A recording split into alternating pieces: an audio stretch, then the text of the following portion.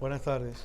At the Church World service in Miami, newly arrived Cuban families are given all the help they need to resettle in the U.S. But for the Perez family, it's been a long and perilous journey.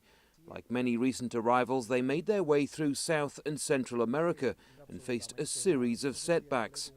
Victor Perez tells us he was robbed several times by corrupt officials, a story not uncommon among those seeking a better life.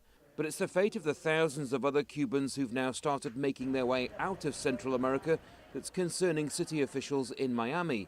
The city's mayor says resources are already stretched and may not be able to cope with an influx of new arrivals.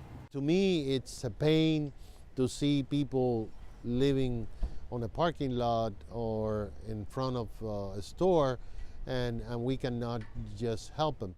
Hey, bienvenidos! Over the past few months, too, the number of Cubans arriving by sea has increased dramatically. And it's that combination of so-called rafters and others arriving by land that has many concerned. But organizations who deal with newly arrived Cubans here say those fears are nothing short of unwarranted panic. They're keen to point out that in years past, Miami has dealt with far greater numbers.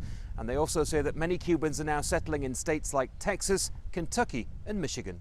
Oscar Rivera of the Church World Service says most new arrivals will settle quickly and already have somewhere to go. Yeah, there has been overreaction for these 8,000 Cubans this time around because of maybe the idea that we'll all be homeless, or they didn't put into perspective the fact that the majority did have families and we're not going to be homeless. We're going to be with their families here or elsewhere.